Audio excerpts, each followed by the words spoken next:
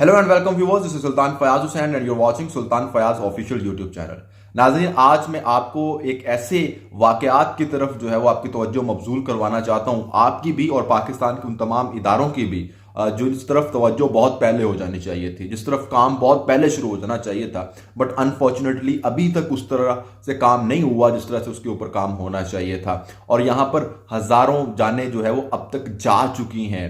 कई सौ लोगों को जो है वो अगवा करके उनका जो तावान है उनके घर वालों से लिया जा चुका है। और कई जो है लोग वो अपना सब कुछ उजाड़ बैठे हैं इस चक्कर में, और बहुत सारे लोग तो बेचारे अपनी जानें तक जो है वो दे बैठे हैं। लेकिन हमारे इदारे, हमारी गवर्नमेंट जो है, स्टेट जो है, वो अब तक वहां पर लोगों को तहफ्फुज देने में नाकाम है।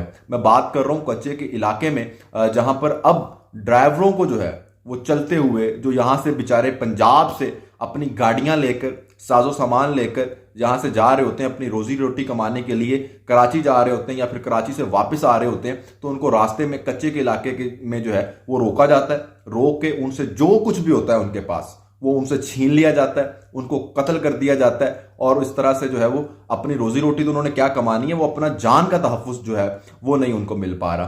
पंजाब से बहुत बड़ी तादाद में जो है वो लोग इस तरफ सफर करते हैं, और जो ट्रांसपोर्टर हजरात हैं उनका बहुत बड़ा रोजगार जुड़ा हुआ है। यह सारा रोजगार का तो मामला है ही है, लेकिन इससे सबसे बढ़कर जो चीज है वो है इंसानी जानों की बात, क्योंकि इंसानी जानें जो है वो बहुत ज्यादा जाया हो चुकी हैं वहां पर। और हमारे इदारे, मुझे नहीं मालूम कि अब तक वहां पर क्यों नहीं जो है वो उस तरह से ऑपरेशन किया गया, क्यों नहीं अब तक किला कमा किया गया। अगर ये इदारे जो हैं यहाँ पाकिस्तान के अंदर दहशतगर्दों को खत्म कर सकते हैं, बड़ी बड़ी दहशतगर्द तंजीमों को खत्म कर सकते हैं, तो इन डाकुओं को क्यों नहीं खत्म किया जा सकता। इनके खिलाफ पाकिस्तान के तमाम इदारे मिलकर एक ऑपरेशन जो है वो क्यों नहीं लॉन्च कर सकते। ये पहले जब ये लोग हनी ट्रैप करते थे तो खवातीन के जरिए लोगों को बहला फुसला कर वहां पर बुलाया जाता था, वहां पर बुला के उनको जो है वो अगवा कर लिया जाता था।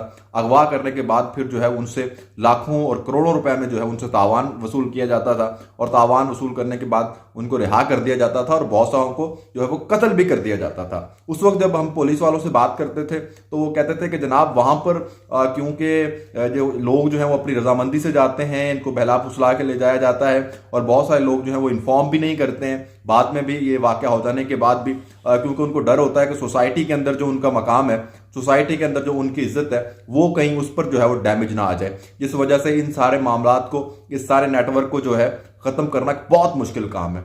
लेकिन ये बेचारे अब तो हनी ट्रैप भी नहीं हो रहे, ये तो किसी खातून के चक्कर में भी नहीं जा रहे, ये तो अपनी रोजी रोटी कमाने के लिए जो है यहां से पंजाब से और दीगर सूबों से जाते हैं उस तरफ, या उधर से इधर आते हैं। तो इन लोगों को रास्ते में रोक लिया जाता है, इन लोगों को जो है वहां पर रोक के इनको, इनसे जो भी इनका माल होता है वो लूट लिया जाता है। उसके बाद इनको जाने तक जो है वो इनकी ले ली जाती है, इनको फायर मार दी जाते हैं, गोलियां मार दी जाती हैं। आप मेरे स्क्रीन पर जो मनाजिर दिखा रहे हैं, देख रहे हैं, ये बिल्कुल हकीकत पर मबनी जो मनाजिर हैं, और ये वो ड्राइवर्स हजरात हैं जिनको इस तरह से रोक कर जो है वो कत्ल किया गया है। ये देखें कितना दिल खराश वाकया है।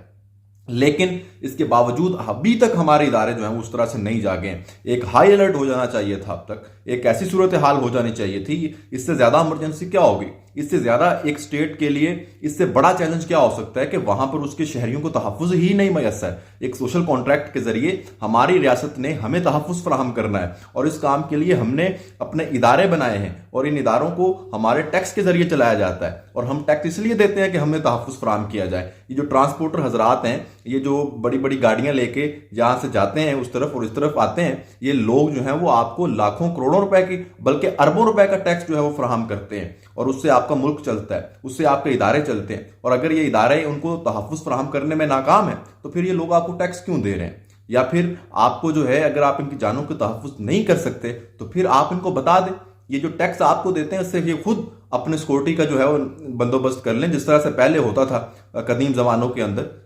उस वक्त में चले जाते हैं, पत्थर के दौर में चले जाते हैं। अगर हमारी रियासत जो है वो हमें तहफ्फुज फराहम करने के में नाकाम हो गई है बिल्कुल, और हमारी रियासत किन चीज़ों में मसरूफ है, हमारी रियासत जो है वो जर्नलिस्टों को उठाने में मसरूफ है, हमारी रियासत जो है वो ऐसे लोगों को उठाने में मसरूफ है जो कि हकूक़ की बात करते हैं, वो ऐसे लोगों को उठाने में मसरूफ है जो कि ज़बान से अपनी राय रखते हैं, उनकी राय अलहदा हो सकती है। लेकिन ये जो लोग हैं, जिन लोगों ने डायरेक्टली, इससे बड़ी गद्दारी क्या होगी कि हथियार उठाकर आपके शहरियों को लूटना शुरू कर दिया है, आपके शहरियों को मारना शुरू कर दिया है, उनके खिलाफ आप कब कार्रवाई करेंगे। कब हम कार्रवाई करेंगे? हम लोगों को बताते हैं कि जी हमारे जो दिफा का निज़ाम है वो बहुत मजबूत है, हमारे जो इदारे हैं वो बहुत स्ट्रांग हैं, हमारे जो इंटेलिजेंस सर्विसेज हैं वो बहुत स्ट्रांग है, हमारे जो बाकी इदारे हैं वो दुनिया के बेहतरीन इदारे हैं। तो इस तरह से अगर दिन रात ड्राइवरों को मारा जाएगा, इस तरह से रात चलते हुए ड्राइवरों को गाड़ी से उतार के कत्ल कर दिया जाएगा, तो कौन बातें मानेगा ये आपकी? और किस तरह से हम जो अपनी बची खुशी साख है हमारी, वो किस तरह से बहाल रहेगी, और मुल्क के अंदर जो अमन व अमान की सूरत हाल है वो कैसे जो है वो बरकरार रहेगी? ऐसा नहीं होगा। कब? जब ये डाकू जो हैं ये पूरे पंजाब या खुदा ना खास्ता पूरे सिंध के ऊपर कंट्रोल कर लेंगे, तब हम इसके ऊपर कार्रवाई करेंगे। अब दोबारा एक नई गवर्नमेंट आई है, नई हुकूमत आई है, इस सब कुछ से पहले इसको टेकअप किया जाना चाहिए और इस मामले के ऊपर जो है वो एक इंतहाई हिकमत अमली जो है वो अपनाई जाए और इनको जो है इनका किला कोमा किया जाए, वरना ये बहुत खतरनाक साबित हो सकते हैं। पिछली कई दहाइयों से यार ये कच्चे का इलाका हम सुन रहे हैं, वहां पे कोई निजाम ही नहीं है। इसको लाना पड़ेगा, रियासत को अपने कंट्रोल के अंदर लाना पड़ेगा, इसको महफूज बनाना पड़ेगा। अगर ये चाहते हैं कि सोसाइटी के अंदर जो एक सोशल कॉन्ट्रैक्ट है जिसके जरिए हम रह रहे हैं सारे, ये बरकरार रहे, अमन अमान की सूरत हाल बरकरार रहे, तो उसके लिए आपको करना पड़ेगा, वरना आप सोच नहीं सकते कि हम किस तरफ जा रहे हैं। Good bye.